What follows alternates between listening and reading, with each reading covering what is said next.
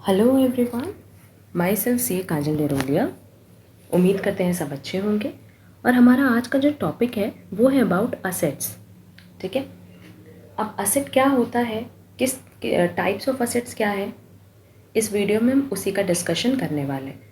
अगर हमने किसी भी कंपनी की फाइनेंशियल स्टेटमेंट्स को एनालिसिस किया होगा तो हमने देखा होगा कि बैलेंस शीट में पूरा का पूरा right hand side, that is asset side में कई तरह के असेट मेंशन होते हैं। बैलेंस शीट अगर तुम लोगों ने देखी होगी तो राइट हैंड साइड लिखा होता है असेट। ठीक है, तो अब असेट में तुम लोग बोलोगे कि मैम अंदर तो बहुत सारे असेट्स दिए रहते हैं, तो वो टाइप्स ऑफ असेट्स में हम लोग उसकी बात करेंगे। पर पहले हम लोग बात करते हैं कि बैलेंस शीट में राइट हैंड साइड की पूरी कवरेज क्या होती है, असेट्स। तो असेट्स होता क्या है, पहले आप लोग ये समझ लो। ठीक है, अगर हम लोग बात करें असेट्स की, ठीक है, तो असेट देखो डेफिनेशन में हमने लिखा है, and asset is a resource with economic value. मतलब कि असेट का मतलब कोई भी ऐसा आइटम जिसकी क्या होनी चाहिए, इकोनॉमिक वैल्यू। इकोनॉमिक वैल्यू मतलब जिसको आप ईजिली मार्केट में सेल कर सको या एक्सचेंज कर सको। ठीक है, तो पहली चीज़ हो गई कि असेट मतलब कोई भी ऐसा रिसोर्स जिसकी इकोनॉमिक वैल्यू हो, that an organization owns with the expectation that it will provide a future benefit in the form of cash flow generation, expenses reduction, etc. अब इसका मतलब समझो, इसका मतलब ये है कि असेट मतलब कोई भी ऐसा आइटम जो कि अगर आपने परचेज किया है, आप उसको मार्केट में बेचने जाओगे तो वो ईज़िली सेलेबल है, वो ईज़िली एक्सचेंज किया जा सकता है। ठीक है, एंड उसको ऑर्गेनाइजेशन परचेज़ करती है, ख़रीदती है सिर्फ और सिर्फ इस एक्सपेक्टेशन से कि उसका फ्यूचर में किसी ना किसी तरह का कोई इकोनॉमिक बेनिफिट हमें इन रिटर्न मिलेगा। मतलब उस रिसोर्स से, उस आइटम से कुछ ना कुछ फ्यूचर बेनिफिट हम अर्न कर सकते हैं। किस फॉर्म में, जैसे किसी भी तरीके से कैश फ्लो जनरेट करके या अपने एक्सपेंसेस को रिड्यूस करके। फॉर एग्ज़ाम्पल, अगर हमने मशीनरी परचेज़ की है तो मशीनरी परचेज़ करने से क्या होगा कि आप इनपुट डालोगे, दैट इज़ रॉ मटेरियल डालोगे एंड फिनिश्ड गुड्स में उसको कन्वर्ट करोगे। फिनिश्ड गुड मार्केट में सेल करोगे एंड सेल करके आप क्या करोगे, कैश फ्लो का जनरेशन करोगे।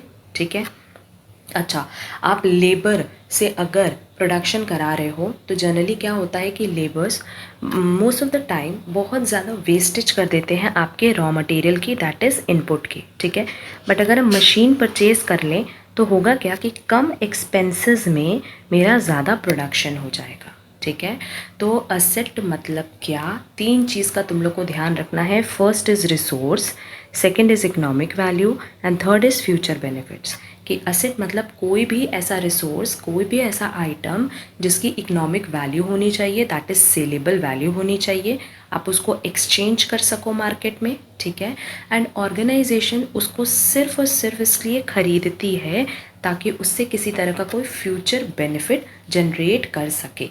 अब वो फ्यूचर बेनिफिट किसी भी फॉर्म में हो सकता है, अपने कैश फ्लो को इंक्रीज़ करके, अपने एक्सपेंसेस को घटा के।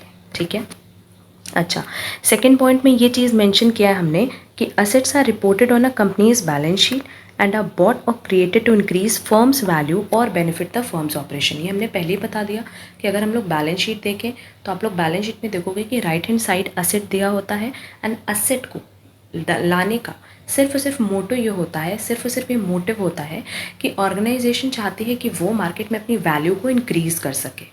अब आप लोग पूछोगे कि मैम वैल्यू कैसे इंक्रीज़ हुई। जैसे अज्यूम करो कि आप एक ऑर्गेनाइजेशन हो, आपको बैंक से लोन लेना है। ठीक है, आपको मार्केट से लोन लेना है तो आपको बहुत ही ईजिली लोन मिल जाएगा। कैसे, अगर आपकी बुक्स में मशीनरी दिख रही है 10 लाख की, तो लोगों का माइंडसेट होगा कि ठीक है, अगर अभी हम आपको लोन देते हैं, कल को आप ये लोन नहीं भी रीपे कर पाओगे तो आपके पास 10 लाख की मशीनरी है, उसको सेल करके हम मार्केट से पैसा रिकवर कर लेंगे, है कि नहीं। जैसे अगर मान लो आपका अपना एक ऑर्गेनाइजेशन है और आपने मार्केट से 8 लाख का लोन लिया, तो मार्केट आपको लोन क्यों देगा, वो देखेगा बैलेंस शीट में आपका एसेट दिया हुआ है 10 लाख का मशीनरी है, तो उसका क्या माइंडसेट होगा कि चलो 8 लाख का तुम लोन नहीं ही रिटर्न कर पाओगे तो मशीनरी सेल करके, आपके कंपनी की मशीनरी सेल करके मार्केट का जो लोन है वो रिकवर किया जा सकता है। ठीक है, तो ओवरऑल एसेट का मतलब होता है कोई भी ऐसा रिसोर्स जिसकी इकोनॉमिक वैल्यू हो, मतलब मार्केट में उसको सेल करे तो सेल हो सके, एंड ऑर्गेनाइजेशन उस रिसोर्स या उस आइटम को सिर्फ इसलिए खरीदता है ताकि उसे कुछ ना कुछ फ्यूचर बेनिफिट वो जनरेट कर पाए। ठीक है, अब देखो एसेट कितने तरीके का होता है। तो एसेट 3 तरह का है। First is convertibility, second is physical existence and third is usage. ठीक है, अब यही चीज़ हम बता रहे हैं कि जब तुम लोग बैलेंस शीट देखते हो तो तुम लोग देखते हो कि राइट हैंड साइड बहुत सारे एसेट में आइटम दिए होते हैं, तो अब उसका क्लासिफिकेशन हम लोग समझ लेते हैं। अगर हम लोग बात करते हैं कन्वर्टिबिलिटी की, तो कन्वर्टिबिलिटी किस चीज़ में? Convertibility into cash. ठीक है, फिजिकल एग्जिस्टेंस मतलब जिसको आप देख सकते हो, जिसको आप छू सकते हो, जिसको आप महसूस कर सकते हो। एंड यूसेज मतलब कि उस असेट का आप कितना ज़्यादा रेगुलर यूज़ कर रहे हो, डे टू डे ऑपरेशन में यूज़ कर रहे हो या नहीं कर रहे हो, एंड सो। ठीक है, तो कन्वर्टिबिलिटी के बेसिस पे अगर देखा जाए तो 2 तरह के एसेट होते हैं। First is current asset and second is non current asset. ठीक, पहले इसका कॉन्सेप्ट समझ लेते हैं कि ऊपर ऊपर से कि करंट एसेट मतलब क्या। करंट एसेट, ठीक है, करंट एसेट का मतलब होता है वो एसेट जो कि ईजिली कन्वर्टेबल इनटू कैश हो, that is with in 1 year.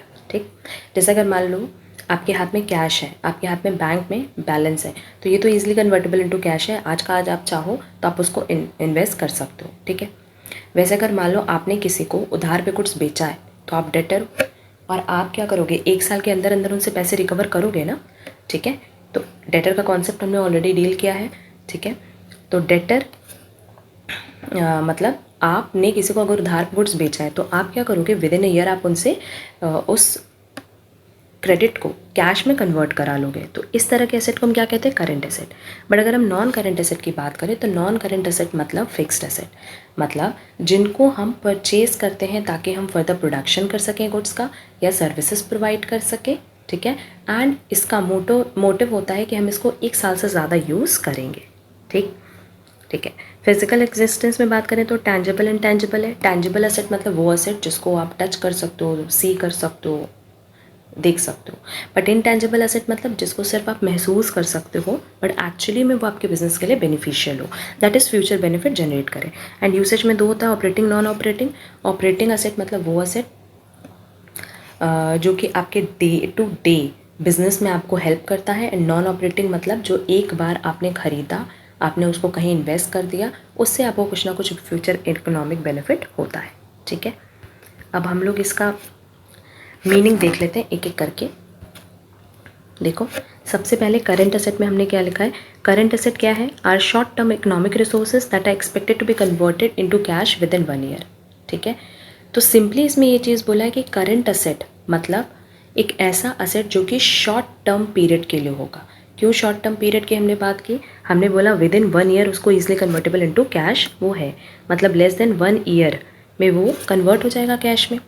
ठीक है, जैसे हमने एकदम सिंपल सा एग्जांपल दिया कि अगर आपने किसी को उधार पे कुछ बेचा है तो आपका मोटिव होता है कि आप उसको विद इन ईयर आप क्या करोगे, आप बोलोगे कि चलो 1 महीने बाद आप पेमेंट कर देना या 2 महीने बाद पेमेंट कर देना। आप कभी ये थोड़ी बोलोगे कि ये जो गुड्स आपने परचेज किया उसका पेमेंट आप 1 साल बाद करना। ठीक है, कैश, अगर आपके हाथ में कैश है तो तुरंत आप यूज़ करते हो। ऐसा नहीं होता ना कि इस साल के स्टार्टिंग में, अगर एज अ बिजनेसमैन सोचना कि अगर इस साल के स्टार्टिंग में आपके पास 10,000 का कैश है तो क्या अगले साल के स्टार्टिंग में भी वही 10,000 आप रखे रहोगे? बिल्कुल नहीं, आपने कहीं ना कहीं उसको इन्वेस्ट किया होगा। ठीक है, क्लियर है। स्टॉक, जैसे जो भी गुड्स आप बना रहे हो किस मोटिव से बना रहे हो, बेचने के मोटिव से, क्या आप उसको होल्ड करोगे? बिल्कुल भी नहीं। अगर आपने इस साल कोई भी गुड्स बनाया तो आप कोशिश क्या करते हो कि वो ज़्यादा से ज़्यादा मार्केट में सेल हो जाए। तो ये सारे करंट एसेट है। कैसे, हमने बताया कि कोई भी आइटम जिसकी इकोनॉमिक वैल्यू हो, दैट इज़ मार्केट में आप सेल करो तो वो ईजिली सेल हो जाए, बट ऑर्गेनाइजेशन ने उसको क्यों ख़रीदा है या क्यों बनाया है, ताकि कोई फ्यूचर इकोनॉमिक बेनिफिट वो जनरेट कर सके। तो वही चीज़ तुम लोग यहाँ पे देख रहे हो कि जैसे डेटर है, तो डेटर एक ऐसा आइटम है जो कि ईजिली मार्केट में आप किसी और को चाहो तो बेच सकते हो, क्योंकि पैसा है, आपको पैसा तो मिलना ही है। ठीक है, बट उससे फर्म को या ऑर्गेनाइजेशन को फ्यूचर इकोनॉमिक बेनिफिट हो रहा है। ठीक, बट अगर हम लोग यहाँ पे टाइप्स की बात कर रहे हैं तो करंट एसेट मतलब वो एसेट जो कि इकोनॉमिक रिसोर्स तो जनरेट करता है, मतलब इकोनॉमिक रिसोर्सेज है कोई भी ऐसा आइटम जो कि सेलेबल है। ठीक है, बट वो ईजिली कन्वर्टेबल इनटू कैश है विद इन 1 ईयर के 1 साल में उससे आपको बेनिफिट मिलना ही मिलना है। ठीक, सेकेंड देखो, नॉन करंट और फिक्स्ड एसेट्स में लिखा है are held for use in production of goods, rendering of services, administrative purposes and expected to be used for more than 1 year. तो हम ये कह सकते हैं कि फिक्स्ड एसेट्स किस तरह का असेट हो गया, लॉन्ग टर्म असेट, जिसका जो बेनिफिट है वो 1 साल से ज़्यादा के लिए मिलेगा, या जिसको हम कह सकते हैं कि आप होल्ड करके रखोगे 1 साल से ज़्यादा के लिए। ठीक है, हमने ये बताया था कि अगर हम बिज़नेस कर रहे हैं तो 2 तरीके से कर सकते हैं, एक गुड्स को बना के बेचना, खरीद के बेचना, या सर्विस प्रोवाइड करना। ठीक है, तो फिक्स्ड असेट वो असेट होते हैं जो आपको आपके बिजनेस करने में, जैसे गुड्स बना के बेचने में या सर्विसेज प्रोवाइड करने में हेल्प करते हैं। ठीक है, जैसे अगर आप लोग ये मानो कि आप कोई गुड्स बना करके बेच रहे हो, तो आपने जो भी प्लांट एंड मशीनरी परचेज़ की होगी, उस प्लांट एंड मशीनरी से आप क्या कर पाओगे, फर्दर प्रोडक्शन कर पाओगे। क्या वो मशीन आपने सेल करने के लिए ख़रीदी? बिल्कुल भी नहीं।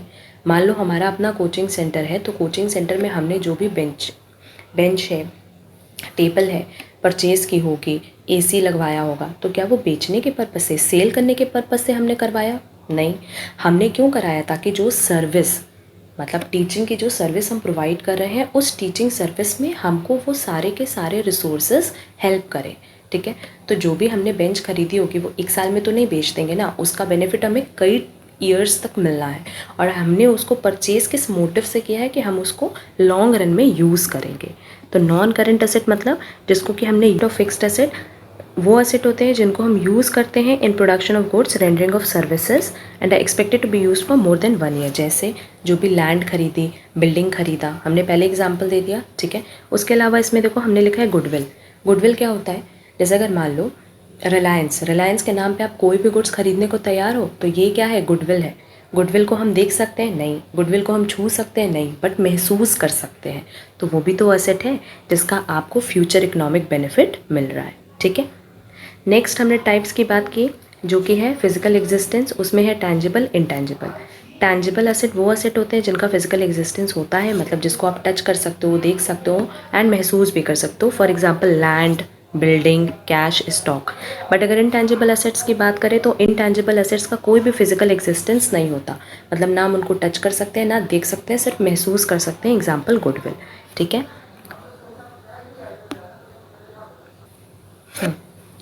तो टैंजिबल एसेट में आ गया कैश, स्टॉक। तो कैश स्टॉक कौन सा एसेट था? करंट एसेट था। एंड उसके अलावा फिक्स्ड एसेट आया लैंड एंड बिल्डिंग। ठीक, एंड बाकी रिमेनिंग फिक्स्ड एसेट कहाँ जाएगा? इंटैंजिबल एसेट्स में। तो इतना याद रखना कि जितने भी करंट एसेट्स होते हैं वो सारे क्या होते हैं? Tangible assets. पर जितने नॉन करंट एसेट होते हैं उसके कुछ पार्ट टैंजिबल होंगे, कुछ इनटैंजिबल। तो टैंजिबल मतलब जिसका फिजिकल एग्जिस्टेंस होता है, मतलब आप जिसको टच कर सकते हो, देख सकते हो, महसूस कर सकते हो। जैसे अगर लैंड है तो हम उसको छू सकते हैं, बिल्डिंग है तो हम उसको देख सकते हैं। ठीक है, कैश है तो उसको भी हम देख सकते हैं, स्टॉक है उसको भी हम टच कर सकते हैं। बट अगर इनटैंजिबल एसेट्स की बात करें तो जिनका कोई फिजिकल एग्जिस्टेंस नहीं होता है, मतलब जिसको ना आप टच कर सकते हो, ना देख सकते हो, जैसे गुडविल। गुडविल होता क्या है कि जैसे हम बिज़नेस कर रहे हैं, मान लो हमारी अपनी कोचिंग सेंटर है, तो एक टाइम पे क्या होगा, अगर उससे अच्छा रिजल्ट जाता है, हम अच्छा पढ़ाएंगे, तो होगा क्या कि एक टाइम पे उसका एक गुडविल बन जाएगा, लोग हमें नाम से रिकॉग्नाइज़ करेंगे, है ना। तो वो भी हमें फ्यूचर में बेनिफिट देगा, है तो वो भी एसेट, बट हम उसको देख या छू नहीं सकते। ठीक, इसके अलावा यूसेज पे बात कर लें तो 2 तरह का एसेट होता है, ऑपरेटिंग, नॉन ऑपरेटिंग। ऑपरेटिंग वो होता है जो कि डेली बिजनेस ऑपरेशन के लिए ज़रूरी होता है। ठीक है, जैसे बिल्डिंग हो गया, कैश, स्टॉक हो गया। कोई भी एसेट तुम देखो, बिल्डिंग है तो वो डेली पर्पज़ के लिए हम यूज़ करें, कैश डेली पर्पज़ के लिए यूज़ करें, स्टॉक डेली परचेज सेल करें, मशीनरी डेली पर्पज़ से हम उसका प्रोडक्शन करा रहे हैं। बट अगर नॉन ऑपरेटिंग एसेट्स की बात करें तो ये एसेट्स तो हैं, बट ये डेली बिजनेस ऑपरेशन में तुम्हें यूज़ नहीं आते। जैसे अगर मान लो आपके पास पैसे हैं और आपने उसको बैंक में डिपॉजिट कर दिया, बैंक में डिपॉजिट करने के बाद आपने उसकी एफडी करा दी, तो इंटरेस्ट इनकम आएगा।